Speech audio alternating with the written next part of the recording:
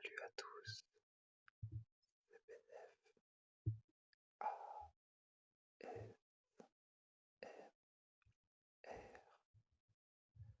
Nouvelle ambiance aujourd'hui. Je vais placer mon astronaute lumineux un peu différemment. Je suis en contre-jour, toujours en silhouette noire. Peut-être c'est un peu stylé, peut-être c'est nul à chier. J'aviserai en fonction de ce que j'en pense au final. En tout cas, j'espère que vous allez bien, que vous avez passé une bonne journée, que vous êtes prêts à aller dormir tranquillement en ma compagnie. Aujourd'hui, du coup, je vais vous parler d'un des jeux dont je vous ai parlé la semaine dernière. C'est un jeu qui a ça de rentrer dans mon top 3 des jeux préférés. Je le place en général quatrième parce que bien j'ai l'aspect nostalgique, je joue un peu moins et j'y ai pas vraiment joué beaucoup, regardé de théories, mais j'ai jamais vraiment joué beaucoup d'heures sur ce jeu, donc je le considère un petit peu moins, mais ça n'en reste pas moins un chef-d'œuvre pour moi. Il s'agit de Undertale. Alors, pour une fois, il n'y aura pas vraiment d'ordre chronologique. Euh, j'ai pas trop réfléchi à comment j'allais parler de ce jeu. Je pense que je vais aborder un petit peu le scénario, les personnages, ce qui m'a plu, les éléments de gameplay, mais ça risque d'être un petit peu décousu. Donc je vous propose de vous laisser un petit peu emmener dans mes analyses. Et peut-être que justement, s'il n'y a pas trop de fil, ça favorisera l'endormissement. Je ne sais pas. On verra bien. En tout cas, je vais vous parler du coup de Undertale, ce jeu qui m'a vraiment beaucoup marqué depuis ma terminale. Pour moi, quand j'étais en terminale, c'était en 2017. Ça faisait déjà 2 ans qu'il était sorti, parce qu'il est sorti en 2015. Et j'avoue que quand il était sorti, j'en avais entendu parler. Et comme beaucoup, je pense, mes premières impressions étaient que ça devait être un jeu éclaté sa mère. Il était moche, il y avait beaucoup de rêves qui tournaient sur internet, mais quand on ne les a pas, on dirait juste du forcing un peu relou. Donc du coup, j'étais pas du tout dans le bateau. Et puis, un jour, j'ai regardé un let's play de Varone. Et là, j'ai pris une grosse claque. En fait, c'est vraiment un jeu que je trouve exceptionnel. Bon, c'est un jeu narratif, donc forcément, ce que je trouve exceptionnel, c'est principalement pour sa narration. En général, dans les jeux vidéo, moi je cherche plutôt un très bon gameplay, un bon level design et un bon level art. Mais pour le coup, le jeu était très moche, mais le level design est assez sympa. Et surtout, je trouve que c'est vraiment un concept unique. Et je vais vous expliquer ce que j'en pense du coup.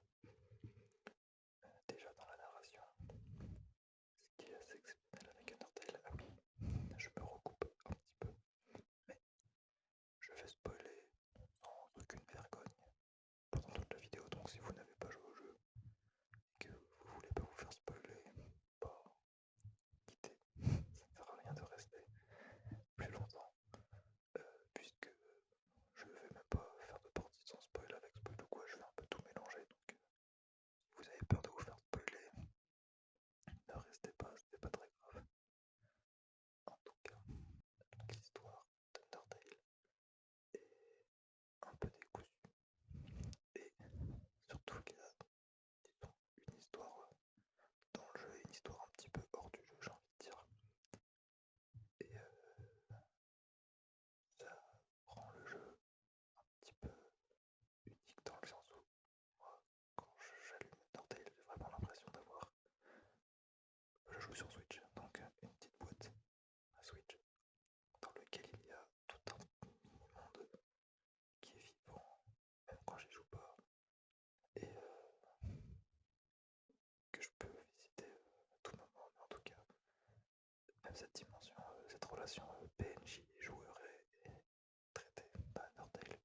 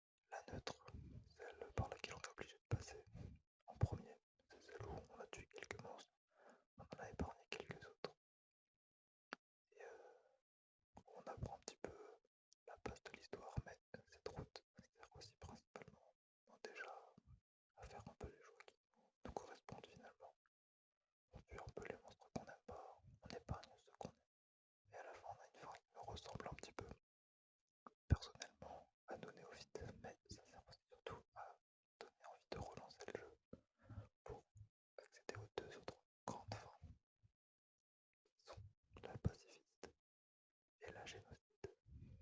Génocide, génocide, génocide. La fin pacifiste, qui est considérée pour beaucoup comme la vraie fin du jeu. On a à la fin notre happy ending. Du coup, une route où on a épargné absolument tous les monstres. On n'a aucune mort sur la conscience. Et c'est une fin qui permet du coup d'apprendre à peu près tout ce qu'il faut savoir sur l'histoire du jeu à l'intérieur du jeu. On apprend un petit peu le background de ce monde et on a des petites traces de l'histoire en dehors du jeu.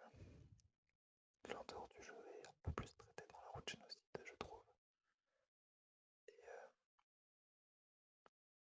bah, cette route génocide est du coup, comme elle l'indique, faite dans l'objectif de tuer absolument tous les monstres du jeu. Pas uniquement ceux qu'on rencontre, mais vraiment tous. Il faut aller chercher chaque monstre du jeu. Ça veut dire que dans chaque zone, il y a un nombre défini de monstres. Il faut tous les tuer, donc il faut tourner en rond dans les zones pour tuer chaque monstre un par un.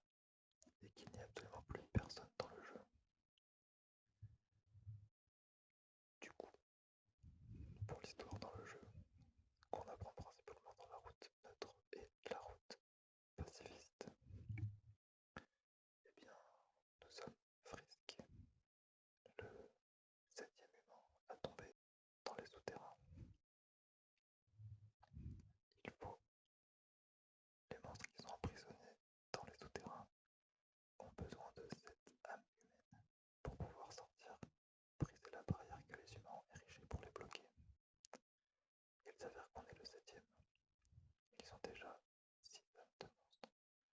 Donc notre but est pour nous de nous évader, pour eux de nous capturer, de tuer, afin de briser la barrière et qu'ils puissent échapper. Donc nous nous baladons à travers plusieurs environnements.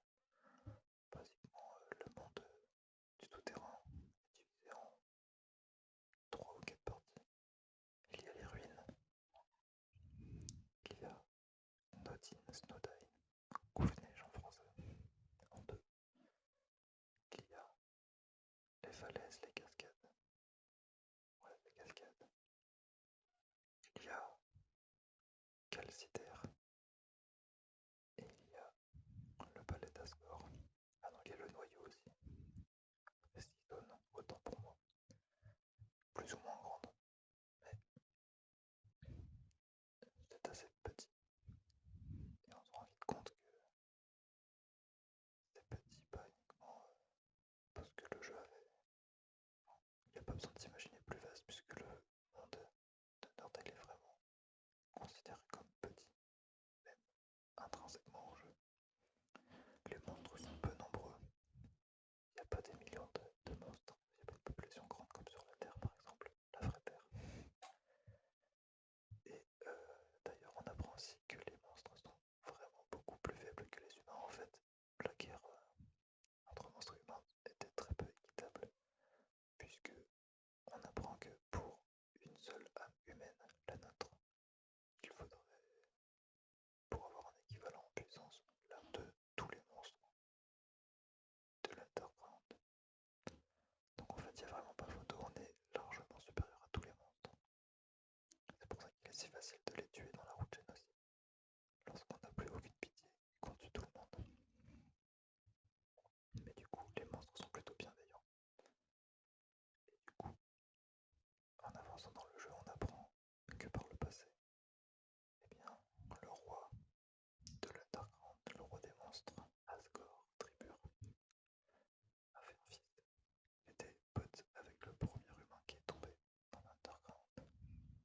Ce premier humain,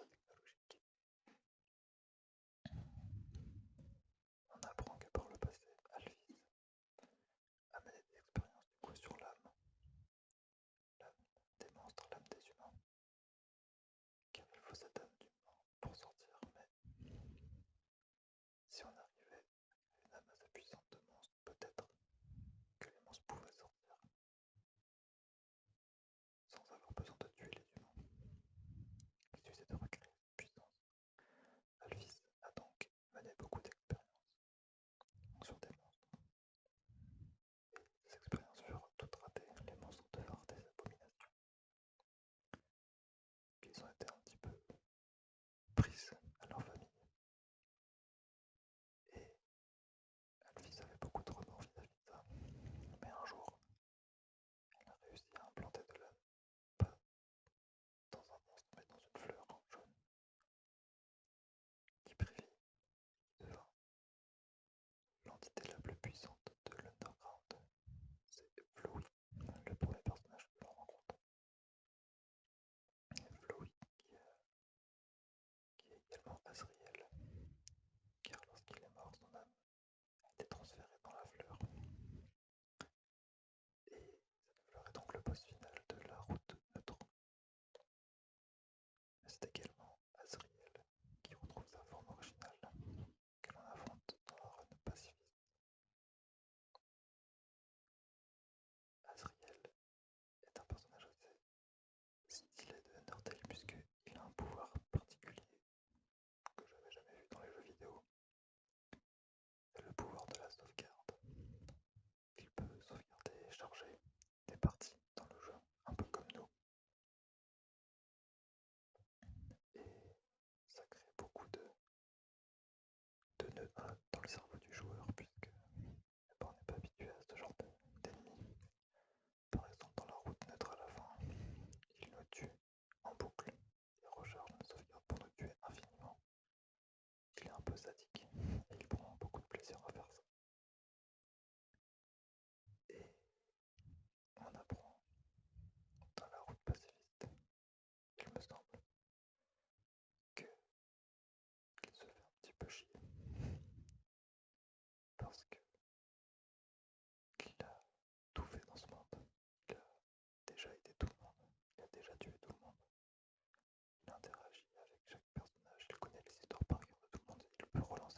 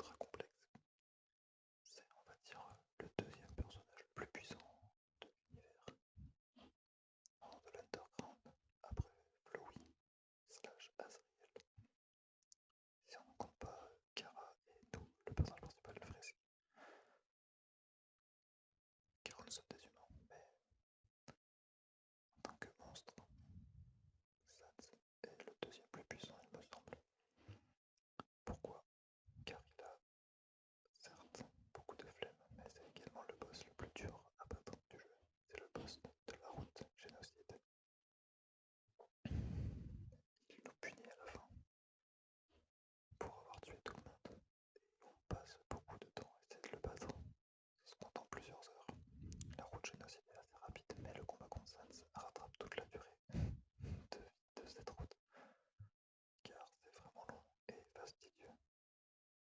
Et en plus, c'est bien traité de manière scénaristique dans le lore du jeu. Bref, je trouve ça incroyable. Alors déjà, Sans, en plus d'être feignant, est le juge du jeu. C'est-à-dire que lorsqu'on a fini, on a quasiment fini le jeu avant d'arriver au boss final, qui est Asgore, le roi des monstres.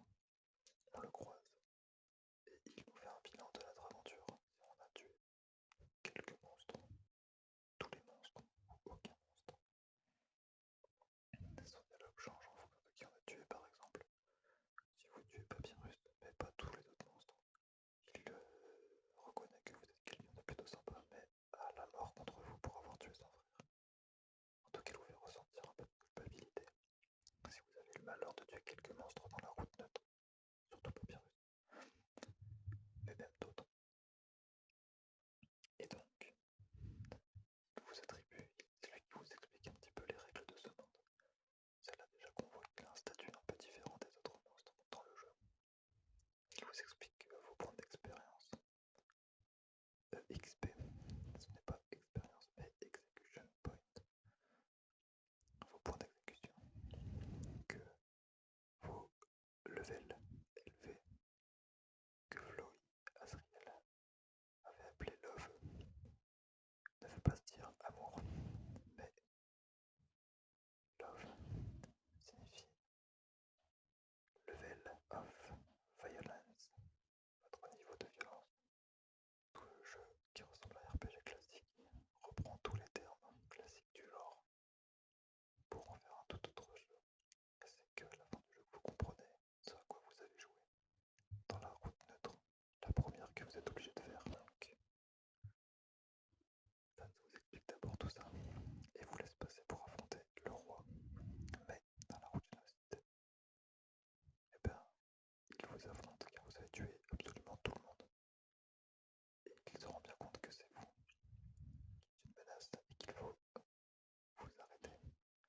Et ce combat, en plus d'être très difficile, est quand même très intéressant puisque lorsque l'on affronte un monstre, eh bien, il y a des bulles de dialogue et les monstres nous parlent.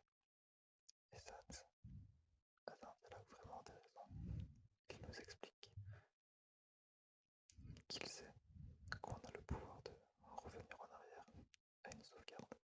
Les autres monstres ne le savent pas, puisque on revient en arrière comme si de rien n'était. Mais lui se rend compte qu'il y a des variations dans l'espace-temps. Il parle de manière très métaphysique, puisque pour lui il ne connaît pas ce pouvoir, il le ressent juste.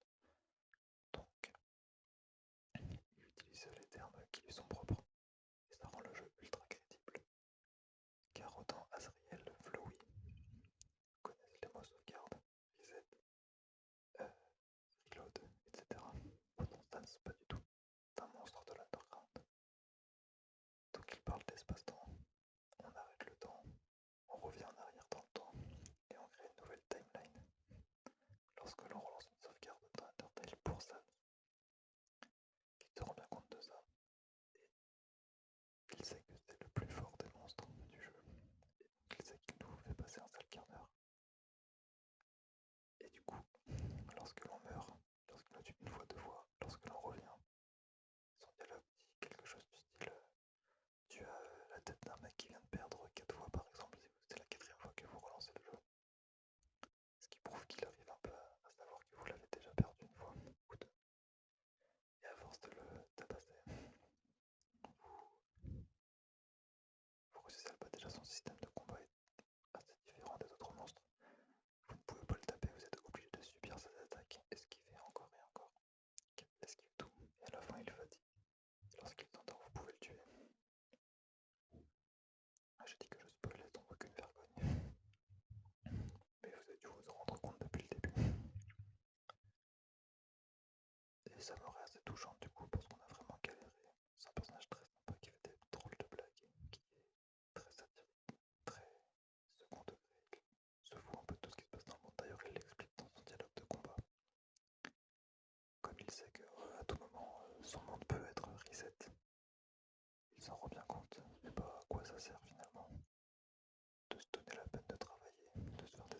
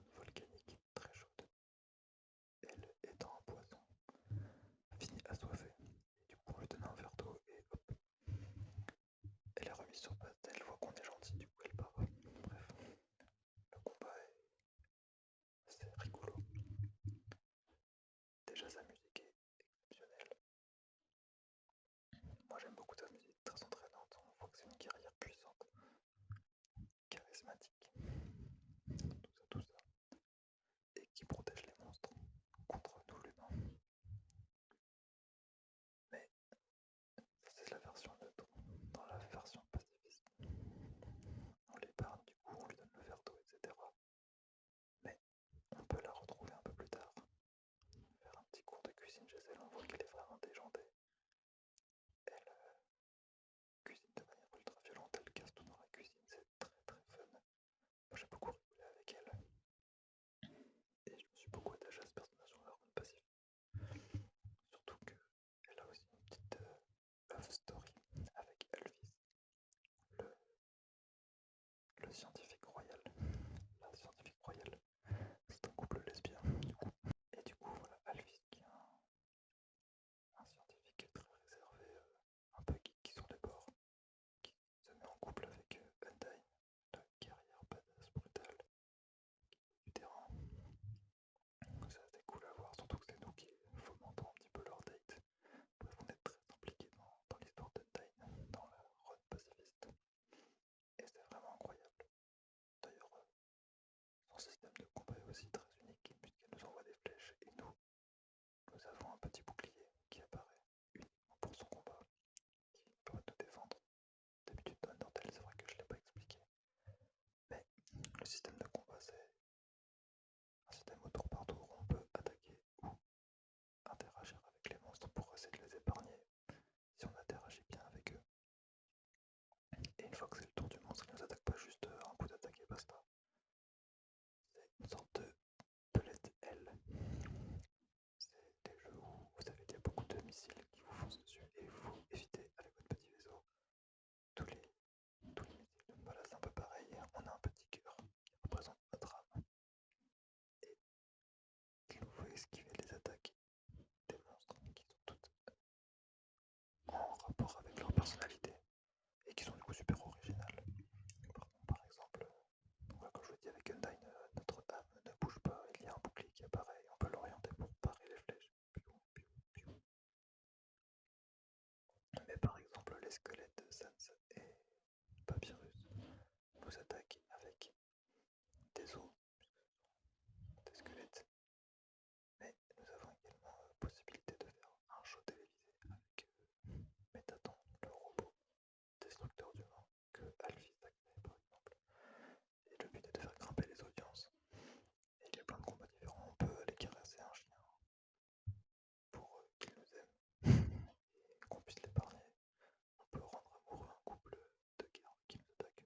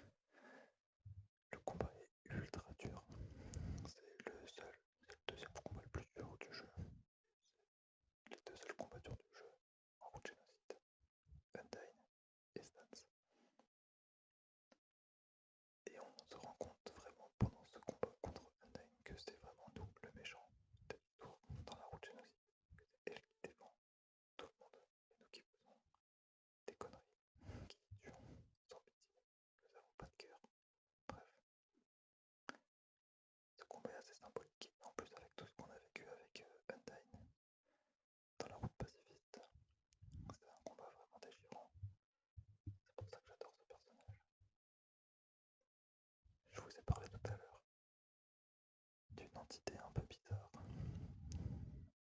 Et c'est le moment d'aborder un peu son sujet. En fait, le personnage principal du jeu, nous, le joueur, et notre avatar dans le jeu, c'est quelque chose qui est traité de manière super intéressante, je trouve, dans Undertale.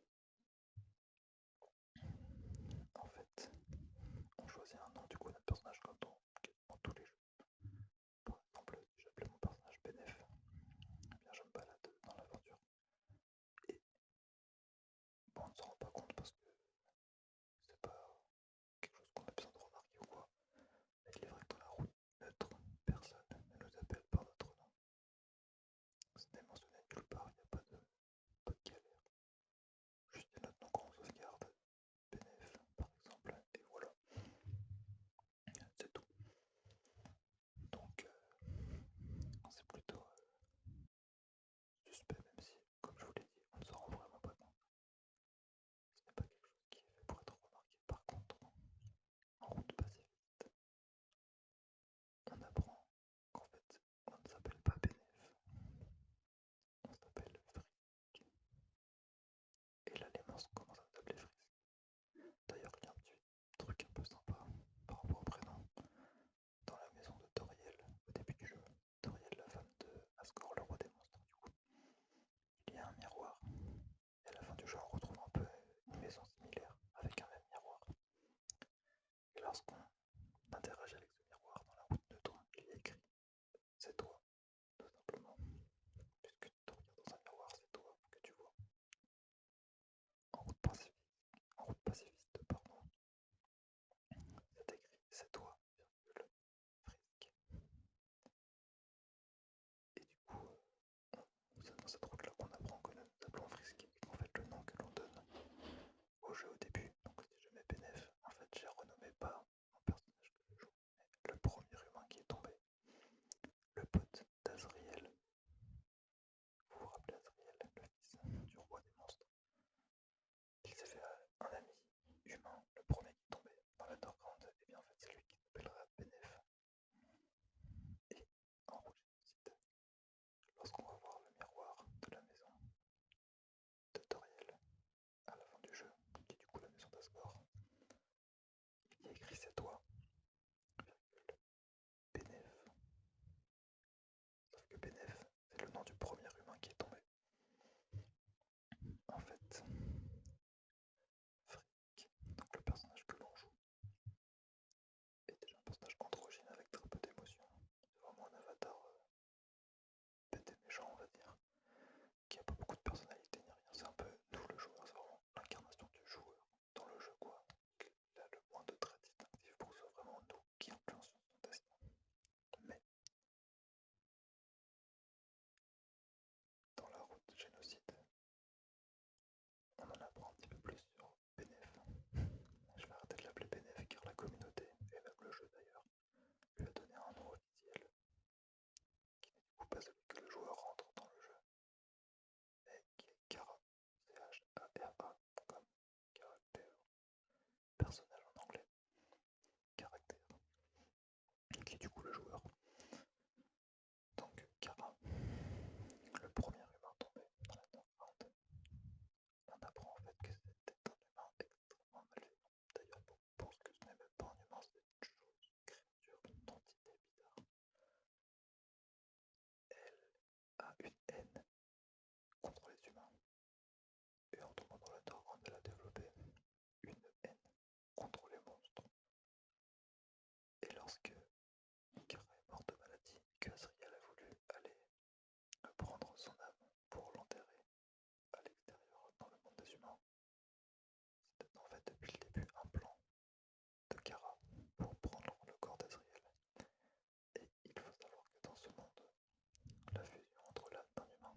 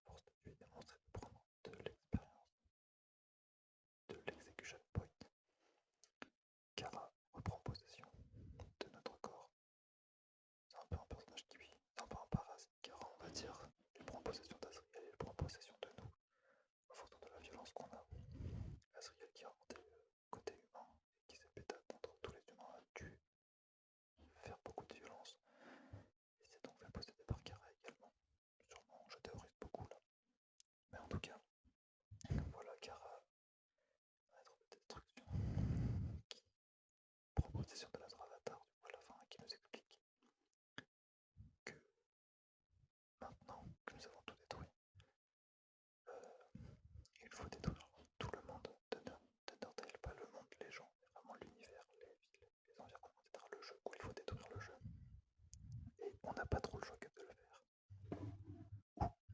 Ou on a le choix aussi de ne juste plus jamais jouer au jeu. Ce qui sauverait le jeu. Et ce qui nous empêcherait de d'y rejouer. Et ça, le jeu le sait et le prend en compte dans sa narration. C'est ça qui est fou. C'est que limite dans Undertale, si vous ne jouez plus au jeu, c'est le mieux. En tout cas, si vous avez lancé une route génocide. Tant que vous ne touchez pas la route génocide, votre jeu est tranquille, on va dire. Mais dans la route génocide, déjà, vous pouvez détruire le jeu. Donc, si vous le faites, eh bien, il y a un écran noir et c'est le vide pendant 10 minutes. Puis Kara vous reparle et vous dit que vous regrettez peut-être qu'il a le pouvoir de recréer le monde, mais pour ça il faudra vendre votre âme. Et si vous acceptez, bon, déjà si vous n'acceptez pas, eh bien le jeu s'éteint, il faudra attendre 10 minutes et jusqu'à la fin des temps vous n'avez plus de jeu Undertale tout simplement. Mais si vous acceptez, vous pourrez rejoindre Undertale, seulement votre partie sera un petit peu corrompue. C'est-à-dire que Kara prend possession du jeu et bien plus rien n'est bon. La fin pacifiste a la même histoire, mais à la fin, l'écran de fin en général de la route pacifiste de base, c'est une sorte de photo de famille avec vous et tous les monstres que vous avez épargnés, avec qui vous êtes devenus potes, en mode photo de famille heureuse et happy ending, tout ça. Si vous avez fait la route génocide juste avant, eh bien tous les monstres que vous avez épargnés auront leur tête barrée de rouge, ce qui symbolise vraiment que Kara retuera tout le monde quoi qu'il arrive. Il n'y a plus de fin heureuse. Une fois que vous avez fait la route génocide, le jeu est corrompu à tout jamais. Même quand vous relancerez le jeu, ça ne changera rien. Le jeu sait que vous relancez le jeu, donc Kara tuera tout le monde quoi qu'il arrive. Et c'est ça qui est vraiment fou avec Undertale, et que j'adore, c'est que vous avez vraiment l'impression d'avoir ce petit objet, ce petit monde, rien qu'à vous, et que vous en faites vraiment ce qu'il existe vraiment, puisqu'il prend en compte vos choix extérieurs. Même le fait de ne pas lancer le jeu, de couper le jeu, de ne plus y retourner, est pris en compte par le jeu, c'est ça qui est fou. Par exemple, si je fais une route neutre, que je m'arrête là, bon, les personnes que j'ai tuées sont mortes dans l'Underground. Moi je suis reparti dehors et on ne sort pas d'ailleurs. Mais bon voilà, je me suis battu contre Flowey. Il fait ses conneries avec les sauvegardes et à la fin de la route neutre, il nous propose Flowey de relancer le jeu pour épargner tout le monde. Pourquoi pas? Mais si on s'arrête là, et bah du coup les personnes qu'on a tuées resteront mortes, les personnes vivantes resteront vivantes, et le monde continuera à vivre un petit peu sa petite vie sans nous. Si on relance, tout le monde redevient vivant. Flowey est le seul à se rappeler qu'on a déjà fini le jeu une fois, sauf si on le tue. Ça aussi c'est un autre débat, on peut tuer Flowey ou pas à la fin. Si vous le tuez, bon, ça ne changera pas grand chose au jeu prochain, mais si vous l'épargnez, Flowey se rappellera beaucoup de vous. Et à la fin pacifiste, du coup, tout le monde sort ou reste dans l'underground en fonction de vos choix. En tout cas, tout le monde est vivant, tout le monde est heureux et tout se passe bien. Ce qui veut dire que si vous coupez le jeu, vous n'y jouez plus, tout le monde est vivant. Mais si vous faites la route génocide, que vous quittez le jeu, il restera des personnes encore vivantes que vous n'avez pas encore tuées si vous n'avez pas fini le jeu. Sans vous dit, même si vous tuez tout le monde sauf Sans vous supplie limite de couper le jeu, de ne plus revenir, de laisser ce monde tranquille. Même si Sans est seul, au moins, il restera au moins ça. Évidemment, vous ne le faites pas et vous voulez finir le combat, vous voulez. Sauf ceux qui ont abandonné Sans parce que le combat est trop dur, c'est possible aussi. Et dans ce cas-là, il a réussi sa mission, et c'est pas plus mal. Mais si vous vous acharnez à taper Sans pour le battre, alors plus rien ne reste du monde, vous devez finir le jeu. Kara prend le contrôle et détruit absolument tout. Et une fois que vous l'avez fait, même si vous éteignez le jeu, eh bien le monde d'Undertale que vous avez vous en votre possession est mort. Moi je trouve ça fou en tout cas. J'ai vraiment été choqué du jeu. Les musiques sont folles, les graphismes sont moches d'un premier abord.